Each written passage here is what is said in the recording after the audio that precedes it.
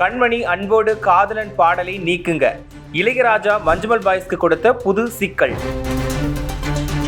கேரளாவில் வெளியாகி மிகப்பெரிய வெற்றி பெற்ற மஞ்சுமல் பாய்ஸ் படத்தில் இடம்பெற்ற கண்மணி அன்போடு பாடலை பயன்படுத்தியதற்காக இசையமைப்பாளர் இளையராஜா மஞ்சுமல் பாய்ஸ் படக்குழுவினருக்கு வக்கீல் நோட்டீஸ் அனுப்பியுள்ளார். அதற்கு மஞ்சுமல் பாய்ஸ் படத்தின் இயக்குனர் சிதம்பரம் கண்மணி அன்போடு பாடலின் அசல் இசையமைப்பாளர் தான் என்று கூறிய இளையராஜா, டைட்டில் கார்டுகளில் இதை வெறுமனை ஒப்புக்கொள்ளும் தயாரிப்பாளர்கள் அத்தகைய பயன்பாட்டிற்கான உள்ளடக்கத்தின் தேவையை மாற்ற முடியாது எனவும், தயாரிப்பாளர்கள் வணிக ரீதியாக சுரண்டப்படுவதாகவும், அவர்கள் முறையற்ற வழிகளில் பார்வையாளர்களையும் விளம்பரத்தையும் ஈர்ப்பதாகவும் அவர் குற்றம் சாட்டினார். தனது அசல் இசை படைப்புகள் அனைத்தின் மீதும் தார்மீக உரிமைகள் உட்பட முழுமையான உரிமைகள் தனக்கு இருப்பதாக அவர் மேலும் கூறினார். இளையராஜா தரப்பில் ஆஜரான வழக்கறிஞர் 15 நாட்களுக்குள் நஷ்டஈடு வழங்குவதுடன் இசையமைப்பாளரின் அனுமதியை பெற வேண்டும் அல்லது படத்திலிருந்து நீக்க வேண்டும் என்று திரைப்பட தயாரிப்பாளர்களுக்கு உத்தரவிட்டார். தயாரிப்பாளர்கள் சௌபின் ஷாகீர், பாபு ஷாகீர் மற்றும் ஷான் ஆண்டனி ஆகியோர் இந்த 2 விருப்பங்களில் ஏதேனும் ஒன்றை கடைபிடிக்காவிட்டால்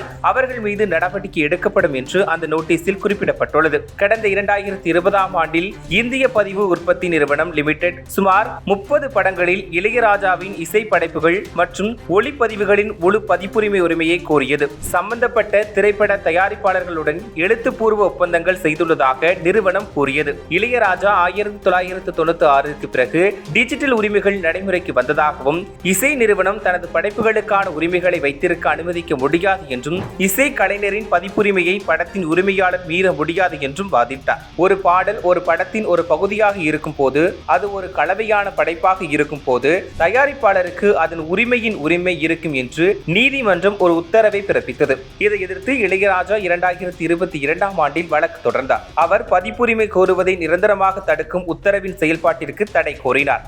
ஏற்கனவே கூலி படத்திற்கு அவரது பாடலை பயன்படுத்தியதற்காக வழக்கு தொடுத்த நிலையில் இனி அவரது பாடலை பயன்படுத்த முடியாதா என பல கேள்விகள் சமூக வலைதளங்களில் பரவி வருகிறது.